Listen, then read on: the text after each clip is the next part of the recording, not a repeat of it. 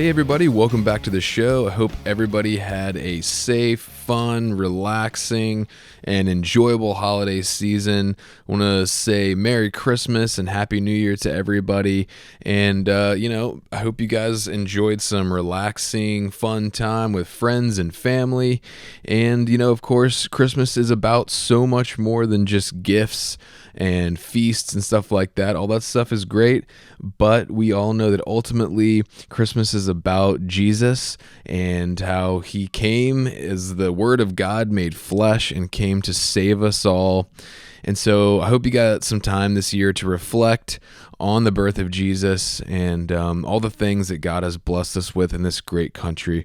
So anyway, this week I have a cool episode.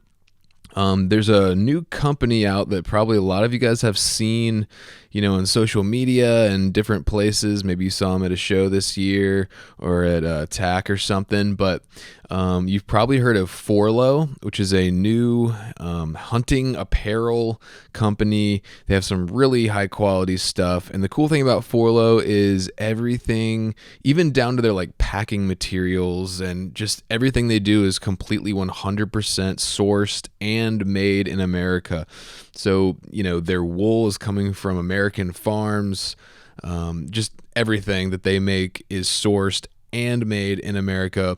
Very unique in the hunting space, and also it's really high quality stuff. So I saw their stuff online a while ago, and I actually got a chance to meet with today's guests, Maranda and Travis, at TAC in Pennsylvania this year, and got my hands on some of their gear. And it really lives up. I would put it on par with a Kuiu and a Sitka. Their stuff is super high quality. I haven't really tried any of it in the field yet, hoping to at some point, but I can tell you just from trying it on, looking at it, touching it, feeling it, it is really good stuff. And anyway, like I said, today I'm with Travis and Maranda Hough from FORLOH. And I had this verse that kind of came to mind. This is, I guess, the second time that I've interviewed a husband and wife together. The first one would have been Hillary and Ryan Lampers a while back. But this verse came to mind just when I was putting this episode together. It's 1 Peter chapter 3. And it starts off, "Likewise, wives, be subject to your own husbands, so that even if some do not obey the word, they may be won without a word by the conduct of their wives, when they see your respectful and pure conduct.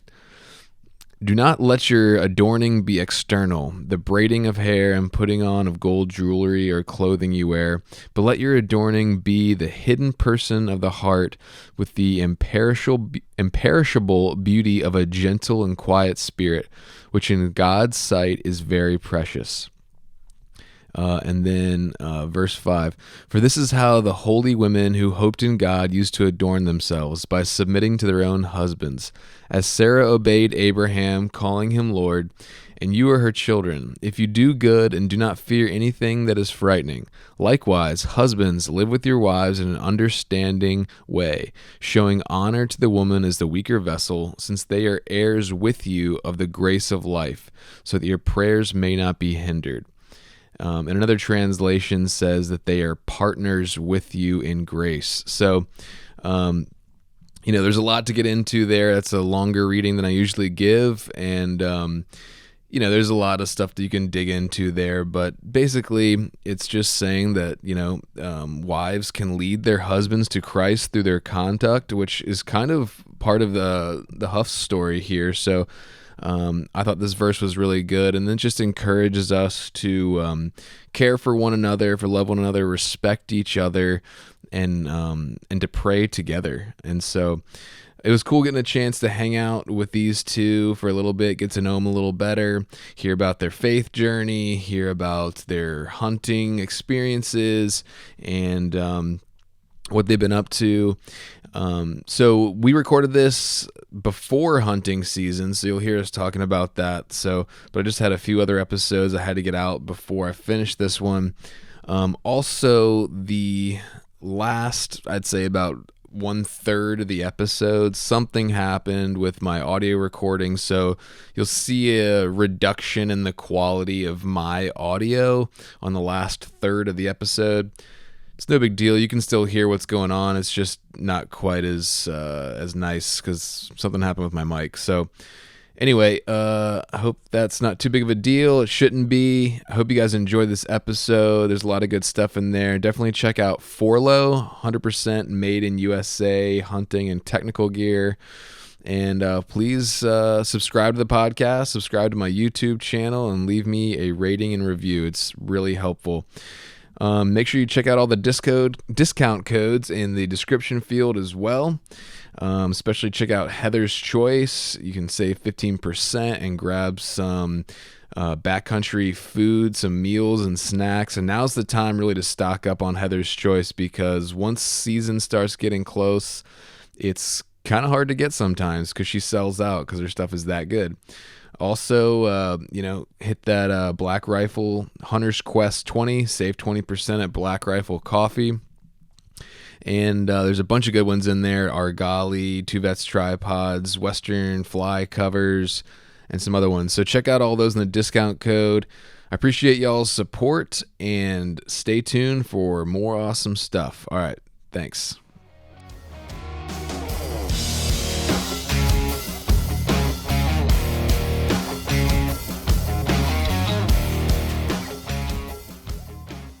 All right, so I'm here with my guests today, Maranda and Travis from FORLOH. How you guys doing? We're doing good. How are you? Yeah, good. Just enjoying the last bits of summer until the season is upon us. It's getting close, man. I know. It's crazy. Yeah, it's like scary close at this point. Yeah, I'm already starting to see kill pictures pop up on social, like some antelope, some Alaska stuff.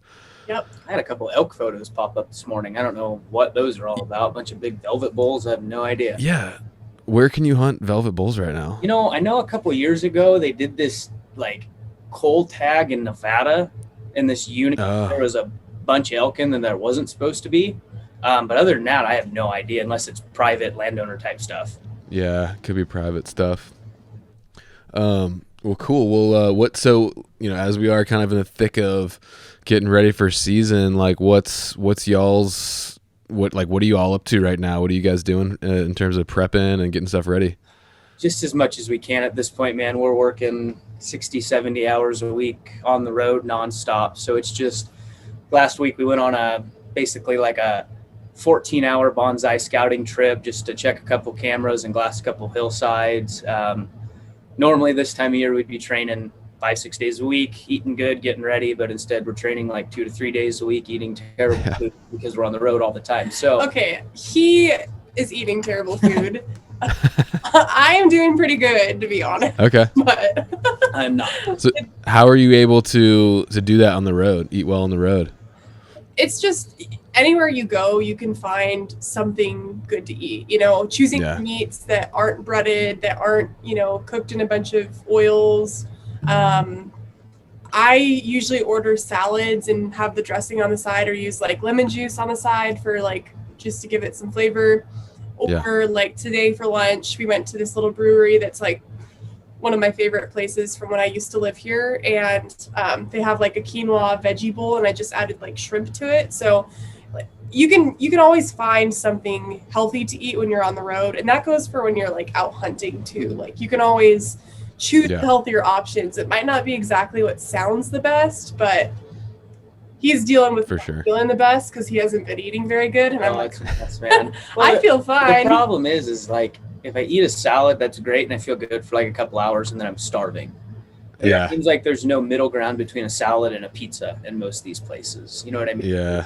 We're not going, especially in small towns. Yeah, and we're not going to fancy restaurants where they have, it's, like I said, it's either a salad or bar/brewery food, which is tough, and I guess you could call it lack of discipline at that point. I'm more go towards the burgers and pizza, where Miranda's like, oh, just give me the salad. I'm like, I don't know.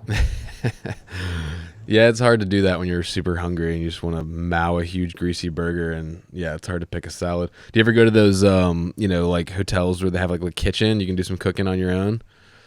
Have we ever had a kitchen? No, I don't we think actually so. haven't had a kitchen. I mean, we've had like the trailer and stuff a couple times, and that makes it a little bit easier when you can do your own shopping. But Yeah. yeah, most of the time, So like we're kind of forced to eat out. yeah, and so for people that might not know like why you're on the road, I'd love just give us a background on both of you, just kind of one at a time, and what is you're doing that led you to where you are now, and then why are you now on the road all the time? Yeah, so we kind of started out as, and I'll speak for myself and then let Travis. Oh, geez. Was that the dog? It's the dog. Um, so we started out as kind of personal trainers, and we did a lot of our stuff online. And because we worked for ourselves, we were able to hunt about 200 days a year, and we developed a pretty solid social media platform and decent amount of connections and names in the industry. So we actually got connected with FORLOH, which is the company we now work for, through just being like influencers. Yeah. So we were on their like pro program for the last year or so. We were there literally from the ground up, so before product was even on the market. And in April, the VP of sales, Ryan, called us, and he asked us if we could come out and help out at the Tennessee Total Archery Challenge. So that's kind of how like all of the traveling stuff started, and from there it's kind of progressed. Maybe I'll let Travis kind of talk about how it progressed. I mean, it went well. We connected well, and I think one of the big things that we brought to the table is, and I don't want to throw Ryan under the bus, but Ryan just strictly doesn't hunt as much as we do, and he's super knowledgeable about product and where it's come from and how it's designed and the inner workings of the company, where then Miranda and I could just come behind and tell elk hunting stories. Through those elk hunting stories, it was really easy to dabble in, I'm going to wear this half zip during this application, or our down jacket works good here, or our pants are great in this situation. So the dynamic worked well because they could get up to speed with Ryan, and then we could kind of jump in and really throw real world situations at these guys, especially out east. With us being Western people, out east, it was kind of a foreign product. Nobody had ever heard of us before. So it was, it just worked well for us. And then, after that, we kind of approached Ryan with we don't want to not do this, so let's just keep doing it. Let's figure out how to make that happen. And then what did we do after that? So then after we left Tennessee, they basically called us and asked us if we wanted to drive the massive truck and trailer from Montana to Pennsylvania, which is where I think we actually met you. Yep. Yeah. And then to Michigan, and then we drove it down to Texas, and then Utah, Colorado, and then all over Montana. So Cool. Somewhere in the middle of that, like we were hired as like contractors first to drive the truck and trailer around and go to events. And we actually just took a full-time position at the company doing roadshow and events, but we also now manage all of the influencer program and all of the organic social media as well. Sweet. So. And cool. Guides and Outfitters program. And the Guides and Outfitters That's program. something that I kind of pushed for because I was a guide and outfitter for 10 years. So I was like, yep, those are my people. So I could definitely speak to those guys pretty well. Nice. Is the dog on the bed? No. Somehow the camera keeps like bouncing. I don't know what. Oh. Like, can you see that? Yeah. Do you want to? You want me to pull her out? Yeah, I guess just put her. Maybe lock her in the bathroom. If you don't mind, just because it'll be And the video you see coming through, I'm also recording on my camera, and it looks good. This is just the crappy. I'm not going to use that like that background. You can see my fake backdrop. There we go. There, babe. Okay, go. That's much more steady.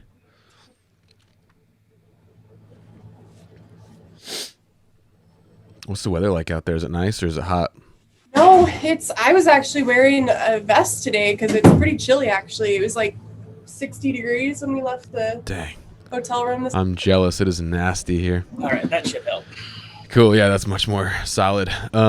So just going back a little bit, I know you guys are with FORLOH now, and yeah, so I met you guys at the Total Archery Challenge in Seven Springs, Pennsylvania, and that was kind of the first like event sort of thing I went to try to kind of meet some folks, and the FORLOH tent was kind of right in the front, and Miranda was like the first person I talked to. I think Travis, you were out shooting, and so anyway, it was cool because we got a chance to sit down and talk, but I was like a little bit nervous because, this is my first event. It's just kind of weird, like randomly going up to people like, hey, I'm doing this. You want to like record something?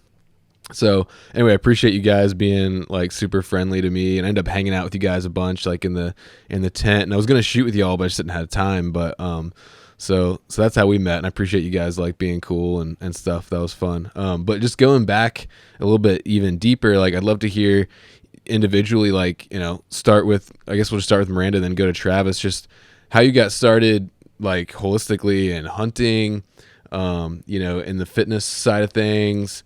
And, I'd love to hear even like some about your faith journey in there too, like, cause that's kind of one of the themes of the podcast. And then obviously kind of how you guys met and how that all happened. Sure. Yeah. So really, honestly, I started hunting with my dad when I was pretty much old enough to walk. Nice. My earliest memories were in the duck hunting blind with my dad and some of his buddies, and they actually had a really cool setup where there was a heater in the blind. Oh, cool. And there was a bench, and there was like actually a stove, so they'd make me like hot chocolate and stuff. Nice. And my dad said he always like cussed me because I would like run out of the blinds like right as he was like trying to shoot, and then he couldn't shoot because I was in front of the gun and stuff like that. But yeah, so that was kind of my earliest hunting memories. And then I started hunting big game pretty much as early as I could. Back then, they didn't have the program where you could hunt with your dad or your mom as a kid. Like you couldn't use their tags or whatever to hunt. I know a lot of states allow that now. So I took hunter safety when I was 11, and I shot my first buck when I was 12. Nice. And I just kind of got the itch from there, pretty much. Yeah. You grew up in Montana? What's that? You grew up in Montana? Yeah, I grew up. Okay. I grew up in Montana. Cool. So started hunting when I was 12. Shot several nice bucks from 12 to 16, and then 16 was when I shot my first bull elk. And that was probably one of my favorite experiences hunting. I was with my dad and a couple of friends. We ended up harvesting 2 bulls. We hiked in like 7 miles, which was a lot. And then the next day we quartered it all up that day, and my friend had a football game that night. So we had to get back that night, and then we came back in with horses the next day and packed them all out. So that was really cool. And then went off to college. Didn't really hunt a whole lot when I was in college. I didn't go to college in Montana, so I was all the way over in Maryland for college. Oh, where'd you go? What's that? Where'd you go? Oh boy. So this is like a whole nother story, but I'll just kind of briefly touch on it. I actually went to the Naval Academy for a couple years. Oh, wow. Okay. And basically just had some like injuries and some health problems that weren't going to allow me to commission where I wanted to commission. So okay. I made the decision after 2 years to get out, and I moved back to Montana. And that's kind of when my whole adult hunting journey started, was when I moved to Montana. My dad really didn't enjoy big game hunting a whole lot anymore. He'd kind of gotten to the point where he'd accomplished what he'd wanted to accomplish. And he's primarily a duck hunter now. Yeah. He's like, that's like my dad too. Hunting.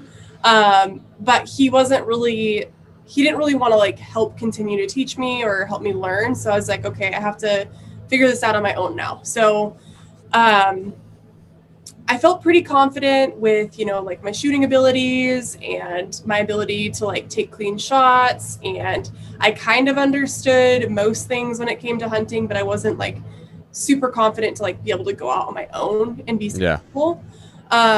So basically what I did is I just started meeting people at college and meeting people just around town and around like the hunting industry and in archery shops and stuff like that.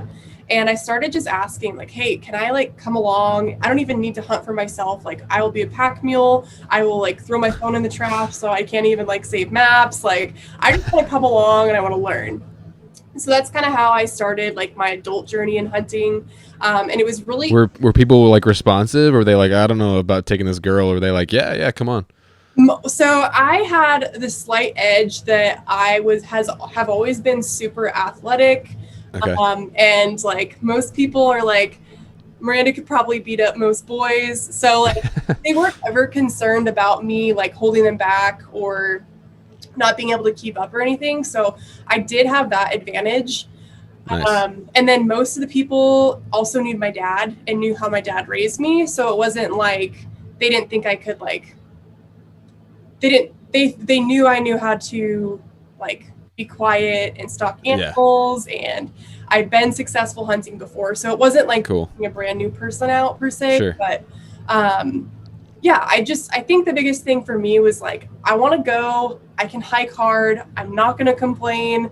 I want to learn. And like, literally if at any point in time you say like, I can't keep going with you, like, please, like, I don't want to be in your way. So, that's what I did for the next few years until I met Travis. And I feel like those years were so instrumental to my journey in hunting. Nice. I went from being like unsure of myself to being like extremely confident in my abilities. And I didn't necessarily have the most success during those years, but I would say that those years really kind of paved the way for the last few seasons that we've had. Nice. So kind of like fast forward to when I met Travis, we kind of just met through friends in the industry, and we had a lot of the same hobbies and interests, and we started off as friends. And after a few months, we're like, hey, like we talk to each other a lot more than we probably should. And that's kind of how it progressed. And then he actually became my personal trainer for a while, and then I don't know, things kind of just grew from there, and then we ended up as a couple, and then we started hunting together all the time, and then we got married earlier this year. Nice. And now we work together full time as well. Awesome. Well, what about you, Travis? What's your kind of background? So it kind of the same startup type of deal. Dad, grandpa, all that stuff. I would go. My grandpa, after he retired, he would go set up his elk camp for the whole month, and he wouldn't come home once. Nice. So in between, when baseball ended and school started, I would go with him. It wouldn't be anywhere from 2 to 4 weeks, and I'd just go live in the mountains, and that was great. That's awesome. And I just grew up hunting with them, and they are the type of guys that they come from the time when I guess hunting was still really good, and you could realistically hike a half a mile off the road and blow on a bugle and get a response and potentially kill a bull. And that's just how I grew up hunting, and we had success. We harvested animals. We were always into stuff, so I was able to learn.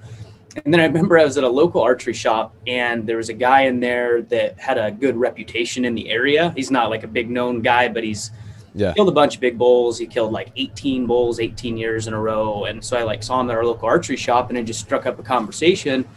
And he started talking about all this, I backpack in and I hike in several miles, and I'm like, what are you talking about, dude? I mean, I knew like guys in Alaska and stuff did this, but like you just go backpack in for like a whole bunch of days and stay back there. And kind of gained a bunch of information from him, and then kind of started implying that in my own life. And then at the same time, I was a huge waterfowl guy, and I grew up in Idaho, and we had this weird feral pigeon problem in Idaho. Yeah, I'm going somewhere with this, so hang with me. No, that's all good, man. And there was a few guys in the area that actually hunted these pigeons on dairies and feedlots, and you hunt them just like ducks and geese, like decoys, mojos, birds with decoy. I mean, it's almost identical to like shooting teal, I guess it would be. Nice. But there's no limits, no rules. Everything goes. And there was the only pigeon decoy company was actually based 5 minutes from my house. And this company then started up a guide service. For pigeon hunting. Pigeon hunting, yep. So basically the premise was, if we could kill 200 to 500 birds a day, that will really appeal to the guys that would normally go to Argentina and Uruguay and Mexico. Yeah.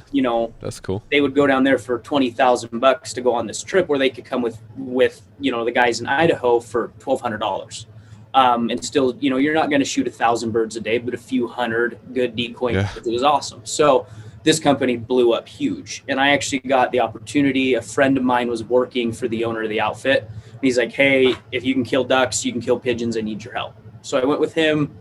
We killed 500 some birds the first day and like 250 the second day. I made a bunch of money. I'm like, this is sweet.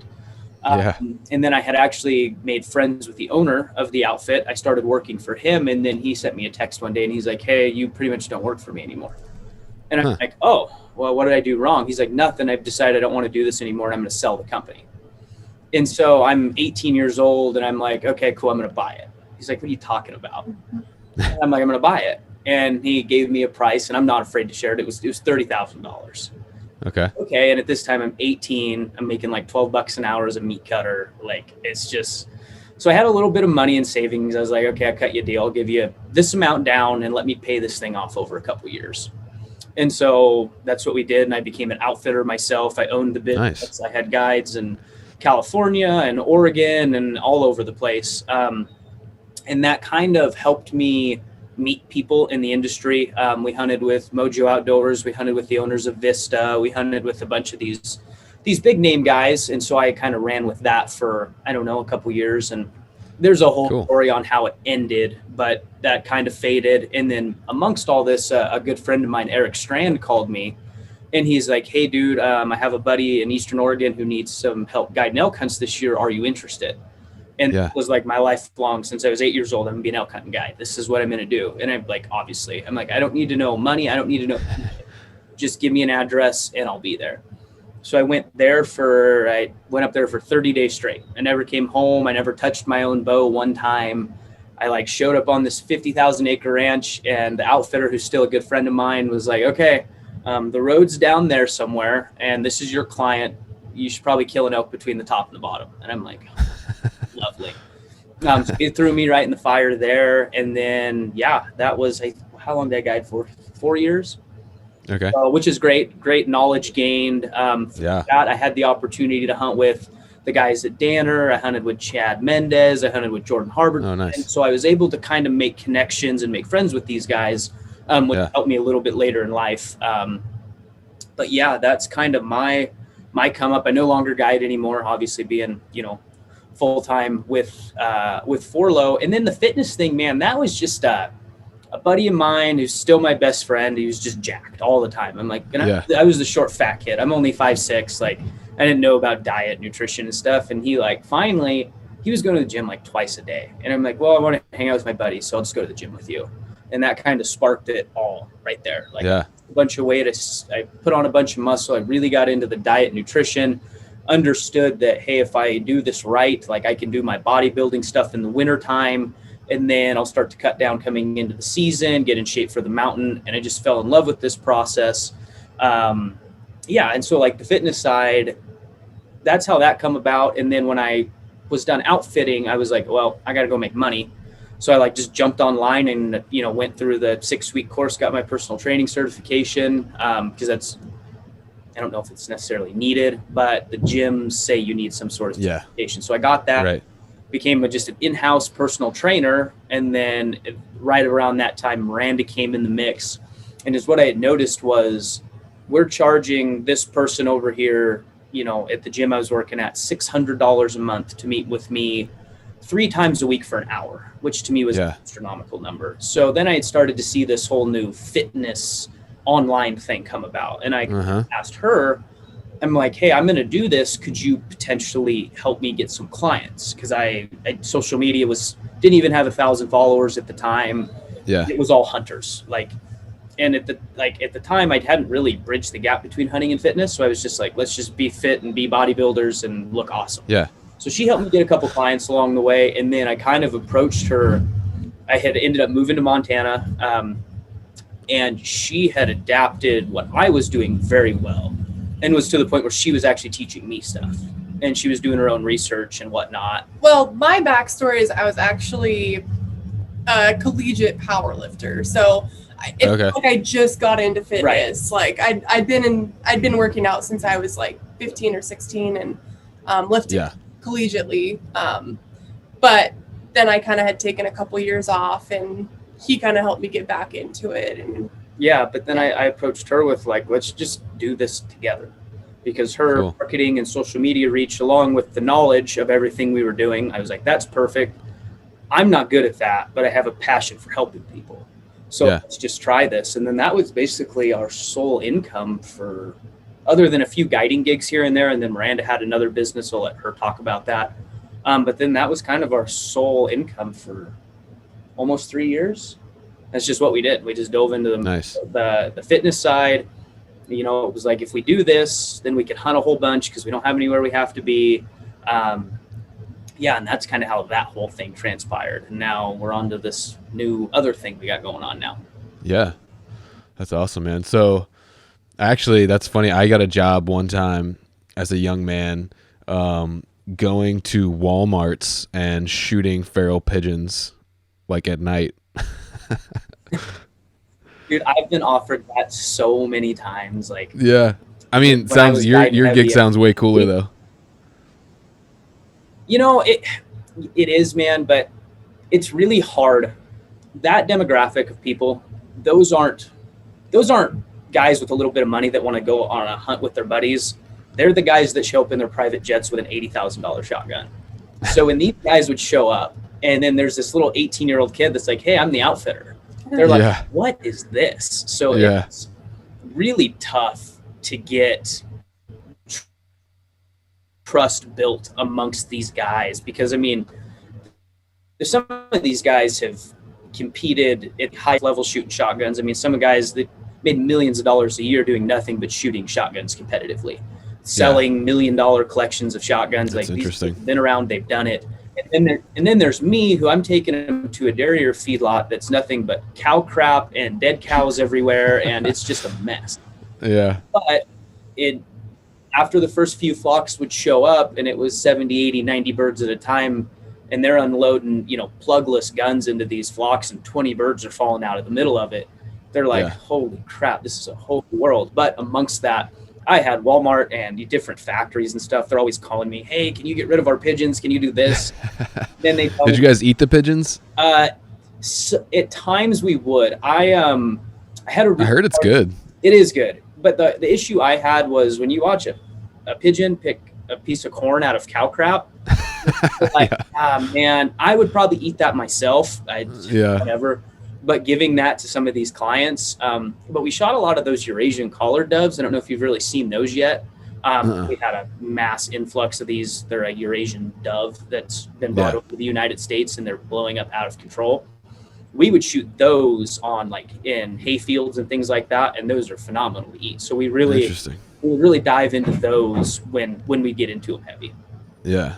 Okay. All right. So you guys had mentioned a couple times about using social media and stuff like that. So Miranda, was that like a conscious decision on your part, like to kind of grow something out of that, or is it just kind of you started posting and started gaining a following?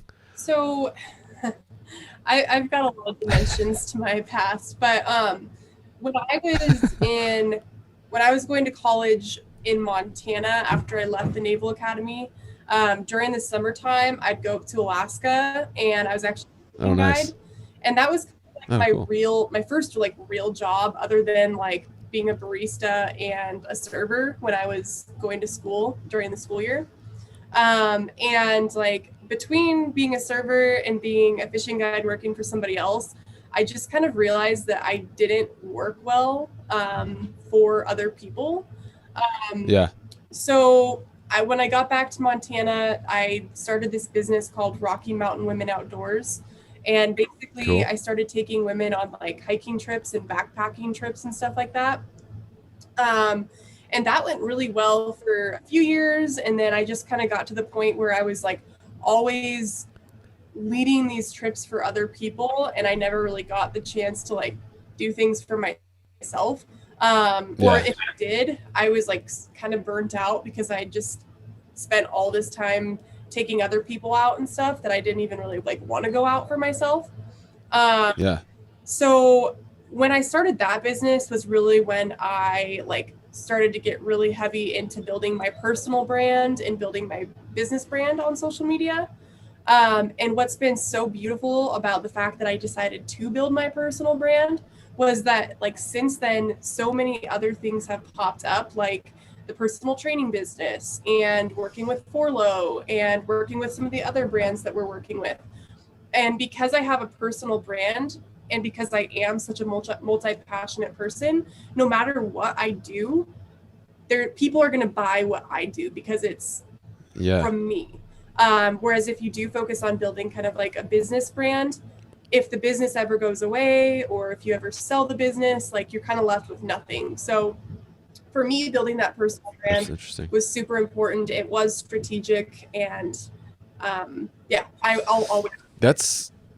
That's really interesting. That's actually, it's something that's been coming up a lot in conversations I've been having in podcasts lately. With like I did one the other day with Brian Call and Heather from Heather's Choice and Bo Martonic from East Meets West, and like that's something that like keeps coming up is this like personal brand versus like, because I've been pouring all my energy into building up the podcast brand. But what I'm deciding and really figuring out is, because it's got to be like a multi-tiered, many irons in the fire type strategy if you want to make a living doing content creation. Like, I'm going to start focusing more on building a personal brand, and then podcast is an offshoot of that. My book I just wrote is an offshoot, films and, different offshoots. So that's interesting. I think like, honestly, unless it's like a super hardcore like money making opportunity, I think you can pretty much just get away with having a personal brand and selling off your personal brand. Obviously having like a website and stuff like that is super important. And like in your case, you already have such a huge following for your podcast. I would just build a personal brand, sell your book off your personal brand, sell your other small things off your personal brand, unless it starts to become very big. We have managed several social media pages, and it can get super overwhelming if you're trying to do too much. Just managing one and really trying to grow it is like a lot of time. If you're trying to do like multiple pages, that's a lot, and you don't want to be on your phone that much. I mean, who wants to be on their phone that much? I already get yelled at by my wife for being on my phone too much. It's hard. So that's super interesting. Where does faith play into y'all's life? I know I haven't talked to Travis much about it. Me and Miranda talked about it a little bit. I think you guys are both believers, and that's kind of a theme. And not that, I don't necessarily, I try not to be like preachy or anything on this podcast, but so I talk to guys that are LDS or even other spiritualities on the podcast. But I'd love to hear y'all's take on I don't know how your spirituality relates to your love of the outdoors and hunting, and if you have any like spiritual practice in your day-to-day life, stuff like that. Yeah. I guess I can start probably. Yeah. So I grew up in a Christian home. It was kind of the Christian home where like, honestly, like my parents kind of forced my brother and I to go to church. Of course. Oh yeah. Everyone got forced to go to church. Yeah, it wasn't really like a fun activity for us. It was like, I hated it. To do. So like when I left for college and stuff, I still believed in God, of course, but like I kind of ventured off the track of like, being like, I guess I would say I was very lukewarm in my faith. Yeah. I did have kind of like a weird like awakening, I guess, when I was at college, and I got really involved with some people in this club called Officer Christian Fellowship. And I started to realize that there's like really cool people who are also believers. And I was like, oh my gosh, this is so cool. So I started going to like the clubs and events and stuff with them, and went to a couple of retreats with them, and actually just got like really back into my faith at that point in time. I ended up going on a mission trip to El Salvador. Oh, nice. And that was really eye-opening. Some of like my biggest life lessons, I would say, or like things that have come to my attention, just about life and about my relationship with God and stuff, have come from that experience. Yeah. And we can totally talk about that at some point in time. Probably not on the podcast because that could go on for hours. But so then I moved back to Montana and kind of lost touch with that close group of friends that were like very involved with their faith, and kind of like that, like, you know, iron sharpens iron kind of community. I had a really hard time finding that where I moved to. And so I kind of lost touch a little bit again at that point. Ended up just kind of hanging out with some people who, they weren't bad people, but their values and morals just didn't align with mine as a Christian. And it took me a while to like remove myself from that. And probably about a year after like removing myself from that, I actually moved up to Kalispell. I was living my life in Kalispell. I had kind of found that group of friends again. I had gotten back into my faith and back into the outdoors hardcore. And around that time is when I met Travis. And at that time, Travis had been like kind of exploring the idea. A couple of his buddies were like super great guys, Christian. Their wives were Christians as well, and they would go to church. Can you hear the dog? Yeah, I'll go take. Yeah, it's Keep okay. talking. It's okay. And so he didn't grow up in a Christian home. He didn't have like that experience that I did. He didn't really have people that were like telling him about stuff. And like before we ever even started dating, he was made aware that was something that was really important to me. So he was made aware. He started getting to the point where he's like, well, like he was kind of going through some like ups and downs in life with like his business and trying to figure out what he wanted to do with his life. And he's like, well, maybe you should tell this story, but I'll tell it from my perspective and then he can tell it from his. Sure. So he's like, maybe there's something to this. Like maybe like I need to start doing my own research and like asking some questions and stuff like that. So he started like going to church and hanging out with his friend Brian and his wife, and they kind of helped Travis like begin his journey.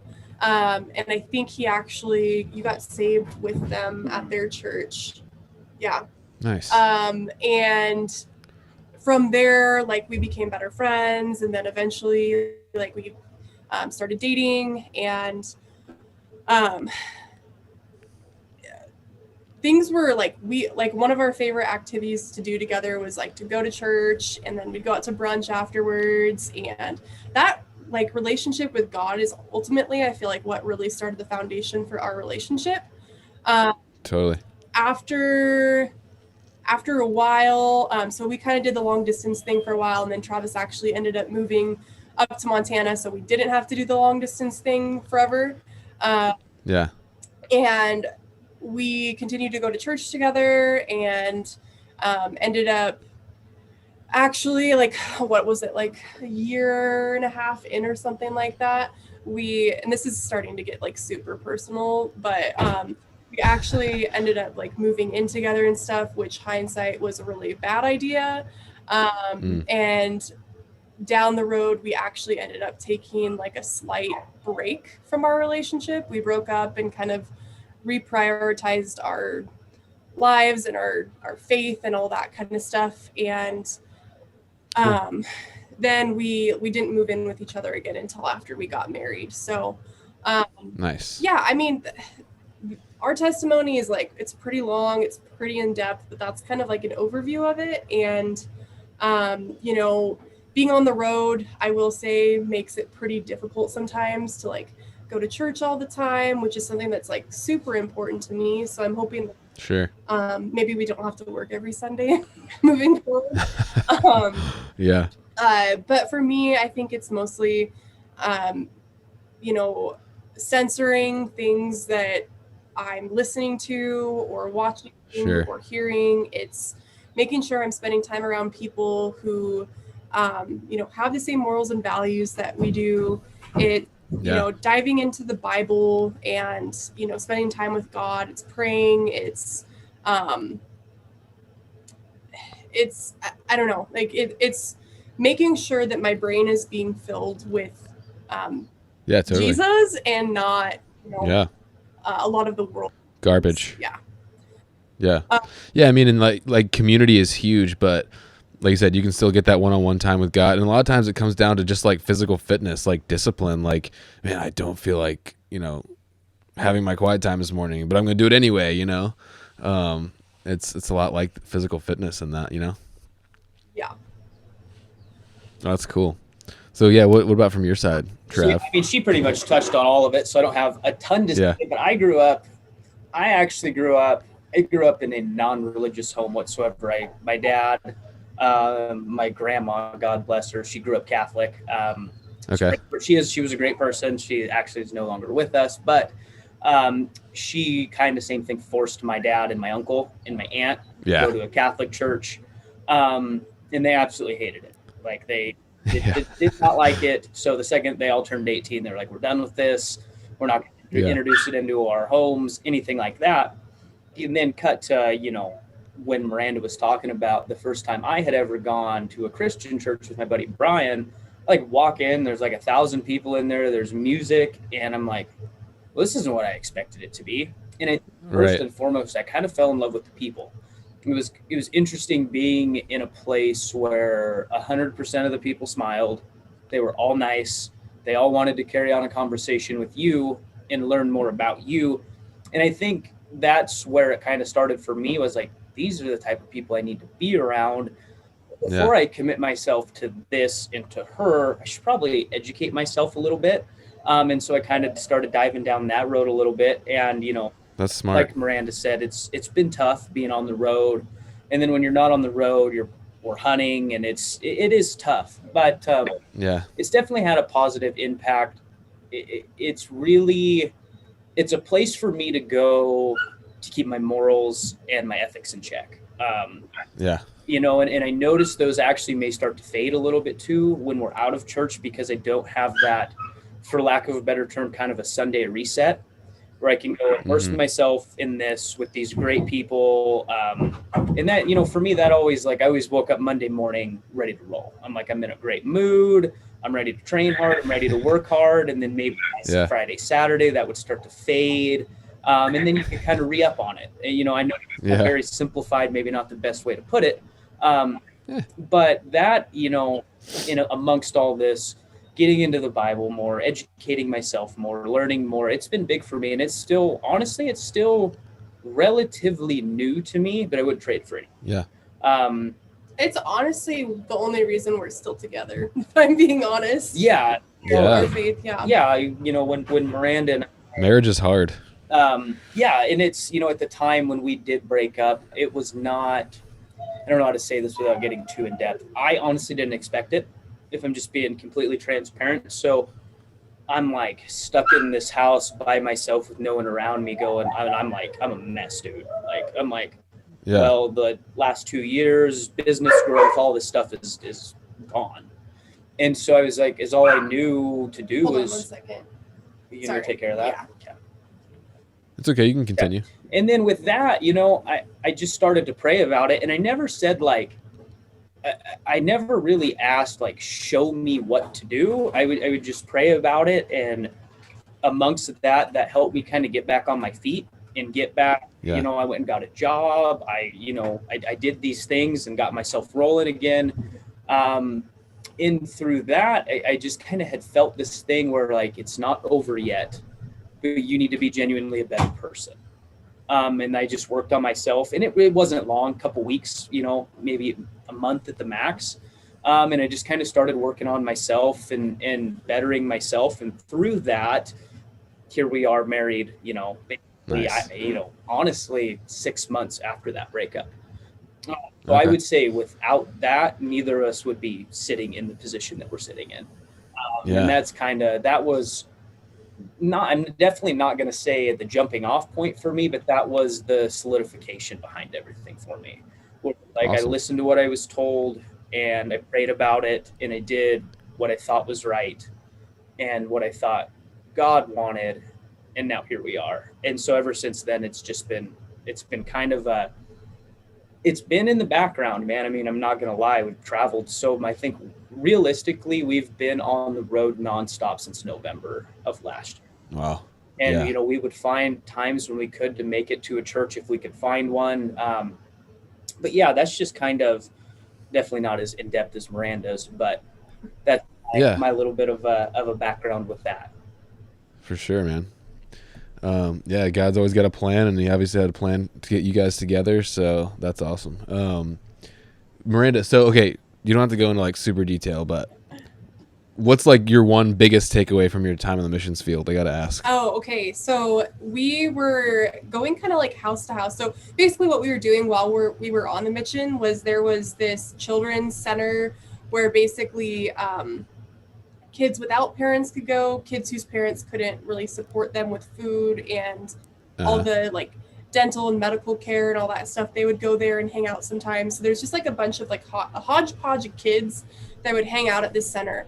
And we did a bunch of like landscaping and building and stuff for their new like school and medical center and stuff like that. But also what we did was we were going kind of like, we would schedule meetups with some of the locals who like wanted to talk to us.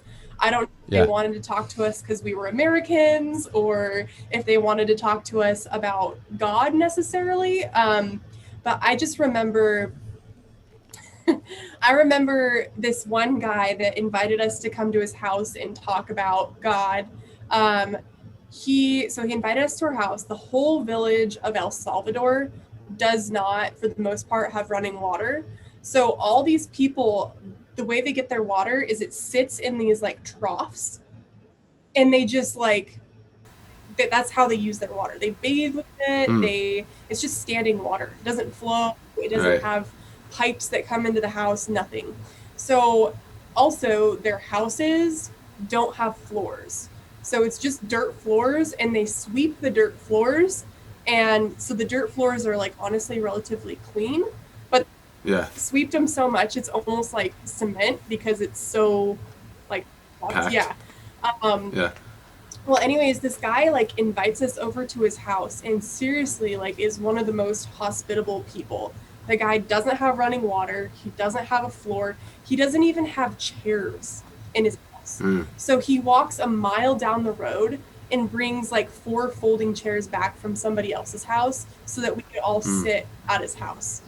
And I'm sitting here going like, I freak out when my house is not like an absolute, like when my house is not absolutely perfect and clean. I freak out about having people over. Yet this man doesn't have running water. He doesn't have a floor in his house. He doesn't even have chairs. But he is so excited to host us. And it got me thinking, like, if this guy who has nothing is ready to have relationships with other people and is ready to bring people into his home, like, how many opportunities have I missed to make connections with people or to speak into somebody's life or maybe be, like, a light for the Lord because I'm so concerned about everything being perfect all the time. So that was probably like the biggest takeaway from that trip for me was like, things don't have to be perfect. Like, you don't have to look perfect all the time. Like, you don't have to have all the nice things. You don't have to look, rich. You don't have to have the nicest house or the nicest vehicles, like, to be somebody that makes an impact on somebody else. So totally. No, that's good. So, okay, I got one more kind of question on that, and then we'll move on from this. But so, Travis, like, I know you said your faith is kind of a newer thing to you. Have you seen it? Have you seen any difference, like when you're out hunting? Like, are you able to, or do you feel like you can connect with the Creator when you're out in nature? Or sometimes it's I get both. Like when I was in Alaska last year, there were times where I felt really connected and I was like leaning on my faith. When I was getting homesick, or we were socked in the tent, for like a day, and I just needed that, like, my faith to kind of fall back on. And then sometimes you're just like in go mode looking for animals and you're just kind of doing that. But do you feel like a connection when you're out there, or is any difference between before and now? I'm much more appreciative of it, for sure. I'm able to, before all of this, I would look at a hillside that I thought should have a big buck on it, and it wouldn't. I would just get mad. Yeah. Okay, what's going on with this? Yeah. Sorry, she's just plugging our computer in. And I would just be like, what's going on here? Like, I couldn't appreciate it. I'm like, but now I can sit there and I don't know, like, I appreciate what's out there for what it is, because I understand how fragile it is right now. Yeah. And one of the other things that it's done, and this might sound kind of funny, is I've been on this huge kick lately about we're getting so far away from what hunting is supposed to be that it's starting to frustrate me. Yeah. And so I'm able to look at a less mature animal and understand that that's food. Yeah. The aspect of it, it has its place. I get it. I do. And I'm definitely not, I'm not a trophy hunter by any means. I definitely have there is a bull this year that I'm pretty hot on, and there's a buck I'm really hot on. Yeah. I get the opportunity at smaller animals that are going to fill the freezer. That's just what I'm going to do.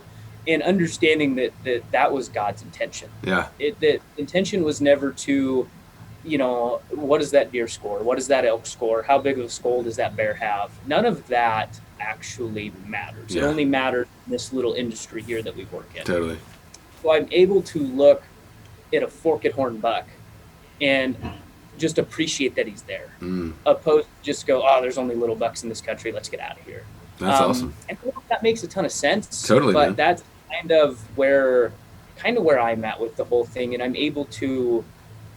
There is a point in time, and Miranda can vouch for this. If we went 3 days without seeing a shooter animal, I'd freak out. I'd make this stupid. Why are we here? This is a waste of time. And diving into my faith has helped that tremendously, because it has helped me with that just overall connection to being outside. That's awesome. Sitting on a lake and not catching any fish, but understanding that that's okay. Where back in the day, it was like, if I didn't have a 20-inch brown trout in the first 5 minutes of being there, I wanted to go home because the spot sucks. Yeah. And now it's more of like, I'm just happy to be here, man. And I think that's helped me a ton in that aspect. Dude, that's huge. Go ahead, Miranda. Were you gonna say something? Oh, I was going to say, tell them about your experience when you went up backpacking by yourself last summer. I don't know if that was necessarily, I'll just tell it and you can take it for what it is. I decided there was an elk hunting spot that Miranda had known about. She kept talking about it. And I'm like, okay. And then finally, I figured out where it was, and I looked at it on a map, and I'm like, I'm going to go check this thing out. Like, there's a big lake back in there. It was a pretty easy hike.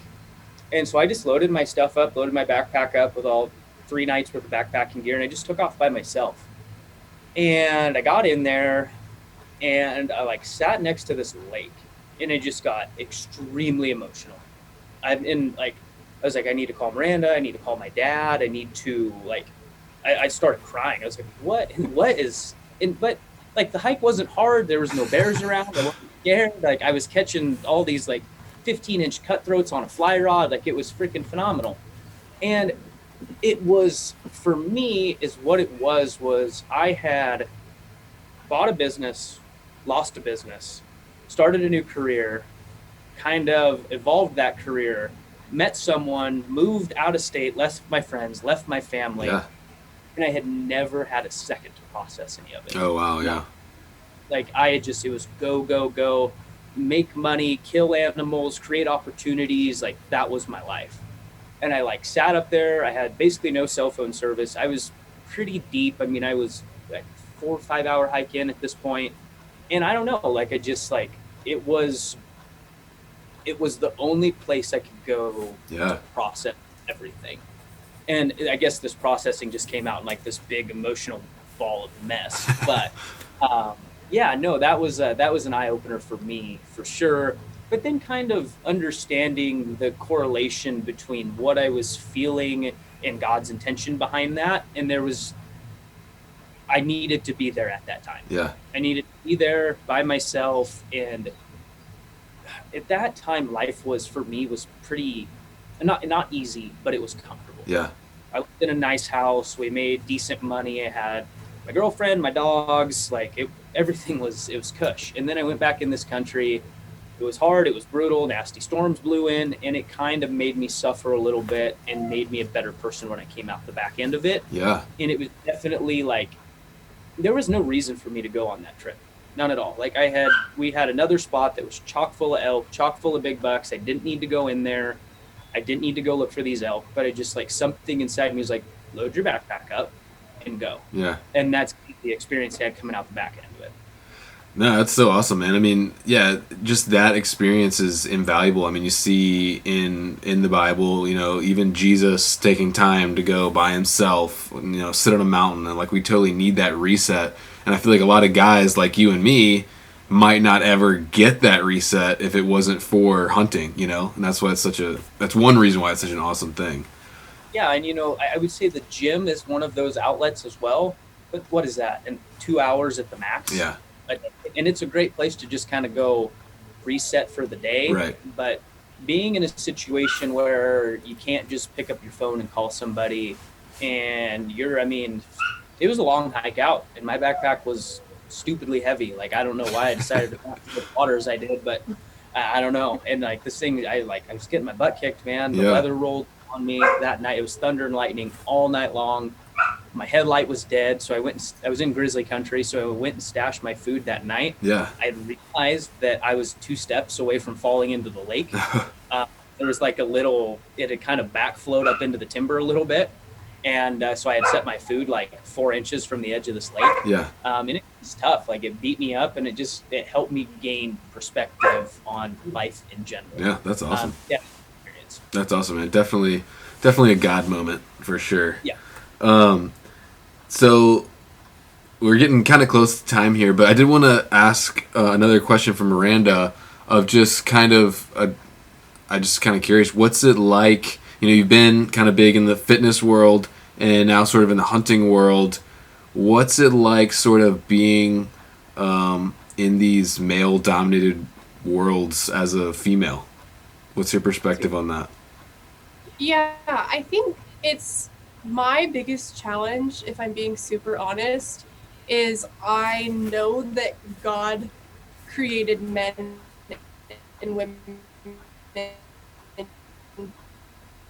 to be different, not being as feminine as they should be, as like weird as it sounds.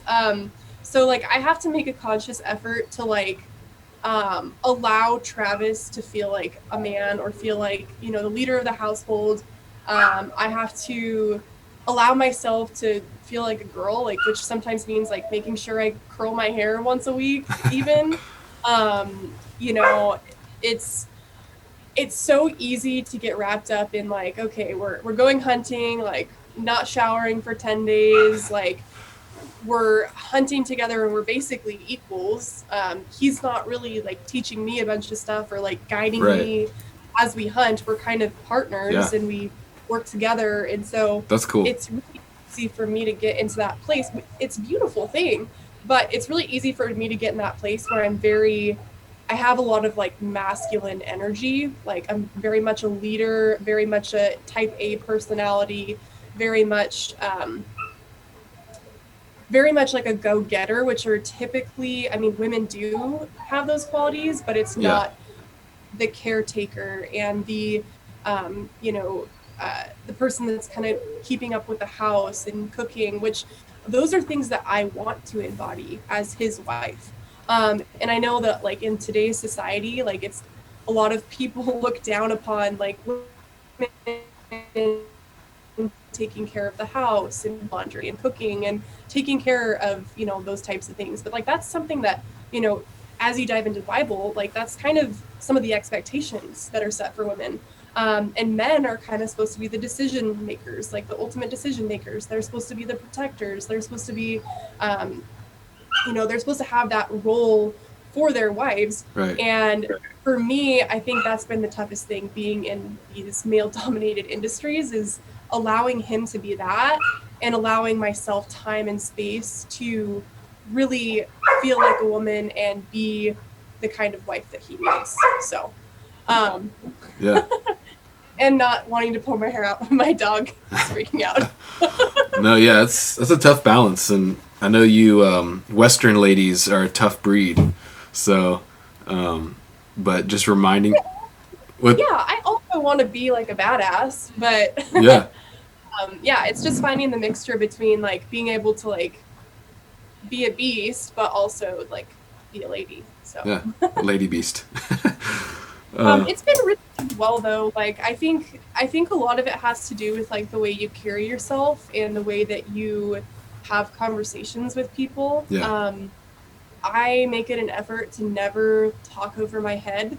I don't act like I know everything. I don't talk about things in depth, or I'll be honest with somebody and be like, I don't have a lot of experience in that, but I'd love to learn. That's one of the big things, and that's really an easy way that you can lose respect with people, is if you try to act like you know more than you do. So yeah. I think for me as a woman, just dressing modestly, especially on social media, just carrying yourself in a way that's respectable. Yeah. And then just like when you do have conversations, especially with men, just don't be afraid to be super honest about where you're at. Like, share your hunting stories, talk about hunting, but like don't act like you have to like puff your chest up and compensate for being a woman. Yeah. So and so and also no, go ahead. Just being like super willing to like put in the effort and learn. Like I was saying when I was like, hey, let me be a pack mule. Yeah. Yeah, humility is huge in anything, male or female. Travis, have you do you find yourself sometimes like out in the field and you guys are hunting together, kind of wanting to naturally take more of that like teacher leader role, and maybe there's some friction there, or how's that go down? It's it's getting better. It's getting better. Okay. But there was definitely a point in time where Did you guys used to butt heads pretty hard? We've not killed big animals because of it. Big animals. Yeah. I probably should have shot like 180-inch mule deer last year. Oh man. 70 with a rifle. I'm it's a good mix, man. And I think as long as we can learn from each other, it goes well, because I'm a push type of guy. I'm like, put the pressure on. Like, yeah. I know it's not a percentage stock, but let's do it anyway. And I know this bull is running the other way, but let's dog him and put the heat on. Like, let's just make it happen. And she is extremely patient. She's like, nope. Like, we sat on a mule deer buck one year in Idaho for 12 hours. One of the biggest deer I've ever seen. It probably wasn't 12 hours, but it was like 7 a.m. until like 4 o'clock in the afternoon. Yeah, a long time. Me being who I am, every 2 minutes, I'm like, you think he's still there? Because he had bedded in this huge, tall chaparral stuff that these deer basically had tunnels built through. Yeah. So you could only see him if he would stand up, he was clear as day, but when he laid down, you had no clue he was there. And at that point, we didn't want to pack a spotter in as far as we were. I think we were 4 miles and 3,000 feet of elevation gain going into this canyon, and I just pack a spotter in. My rifle's heavy. And just, she's like, he's there. He's not, we can see him if he leaves. And so she's kind of the one who made me sit there, because I was like, screw it. We're just going to stalk this deer. Like, I'm going to go tunnel through the chaparral with him, and I'm going to sneak up on him and shoot him. And she's like, no, stay there. Yeah. And behold, 8 hours later, this deer stands up. I miss him, but what it is. But without that, and same kind of thing on the bear that she shot at this year, that was 7 a.m. to 9 p.m. And my buddy Joe and I are like, let's go get right in his face. Let's piss him off and let's kill him now. Miranda's like, nope, he's coming out. I know he's coming out. And lo and behold, 45 seconds before legal shooting light, this bear steps up. We had a gun malfunction, but just those little things, it's helped me. But there is also a point in time where it's time to go. Yeah. Like, we need to go right now. I don't care if your backpack's not on. I don't care if your binos aren't strapped on right. Go now. Yeah. And she's taken a little bit of that from me, and I've taken some of the patience from her. And and then last year, I think we ended up harvesting 13 big game animals, between bows and rifles and stuff. And it really clicked last year, and I think it's going to make this year should be pretty special. Yeah. I mean, if you guys are able to, because I know with my wife, you know, she's a very strong personality too, and we sometimes butt heads, like doing projects together, because she's got a very strong opinion and is right more often than I'd like to admit.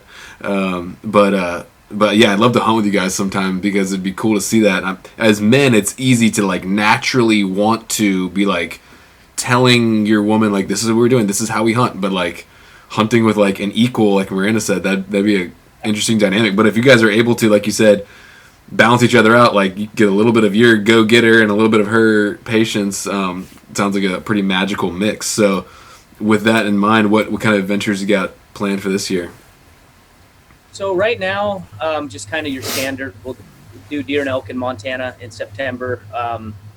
We've got just kind of a little honey hole that we found that's kind of a really fragile spot. You know what I'm talking about. Like, you have to really tiptoe your way around and make sure you don't miss these elk. So we'll do that. I think we probably have the first 15 or so days of the season pretty much off work.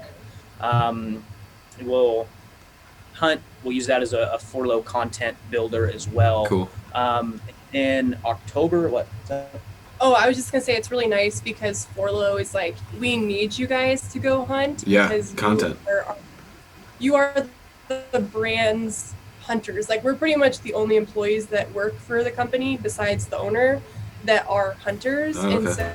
And so like, from an authenticity standpoint, it's really important for us to be out there hunting. And so they're awesome about letting us do that. You kind of broke up a little bit there. I think our hotel Wi-Fi is here. Let me turn this off. Just say that one part about that last point you just said. I think you just kind of broke up a little bit. It's really awesome because FORLOH is allowing us to do a lot of hunting from a authenticity standpoint, because between Travis and I, one other guy, and then the owner, we're the only hunters in the company. Cool. And so for us to be able to go do sales and for us to be able to talk to people and tell them about the product, for us to be able to do the social media, the organic social media, and to speak to people like you, it's super important for the brand to have that authenticity. Totally. So we get a lot of them to go hunt. That's awesome. Yeah. Then I think after September, October, we're going to do Michigan whitetails. Nice. With the guys Huntwise. We're good friends with Nate, Matt, and Joe over there, so I think they're going to host us. We did a bear hunt this last spring, so we're going to do that. And then November for us is really just whatever tags are left over.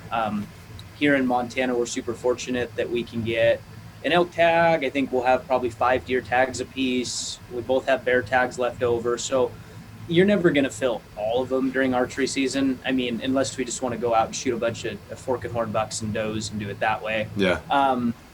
And then after that, we'll dive real hard into the waterfowl world. Sweet. And then kind of playing with the idea of that January coos hunt down in Arizona. Yeah, that sounds fun. I'm playing with the idea, but I've listened to different podcasts and whatnot and understanding how low percentage of a hunt it actually sounds is. super tough. And the mule deer down there, it sounds like that is there's just a lot of people chasing them around now in January. So might do that, or I'm considering putting on like a waterfowl camp this year, going and renting an Airbnb and having a couple industry guys come out and then just a couple friends, and we'll just go chase ducks and geese for 10 days. Awesome. Shoot coyotes, and if there's any deer tags left over, do stuff like that. Yeah. This is a pretty generic year. Next year is going to be kind of our breakout big year where we go do stuff.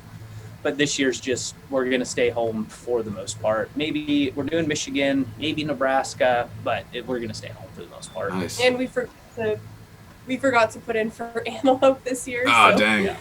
like almost 100% draw odds. Yeah. So it was a total. We just were traveling and busy, and we totally forgot that the deadline was June 1st. Oh, so man. Yeah, I'll be doing antelope in Wyoming in October. Looking forward to that. yeah, that's what you were saying. Yeah. Well, yeah, you guys have to. I didn't know you guys were big waterfowlers. You have to come out. My dad's got a place on the eastern shore of Maryland, right across the water from Annapolis, in Talbot County, and they usually slam the geese. You guys have to come out sometime. That would be cool. I've got lots of family and friends in Annapolis. Okay. People there, so. Cool. Well, this has been really cool getting to know you guys. I did want to ask more about FORLOH, but I just was more kind of interested in you guys. But there'll be time for that. We kind of caught up a little bit about the brand and stuff, in the last kind of short podcast I did with Maranda and Ryan. And I'll talk a little bit more about the brand and stuff in the intro, but I just kind of wanted to get to know you guys a little bit more and hear about your story and that kind of thing. So it's been really fun. I appreciate y'all's time.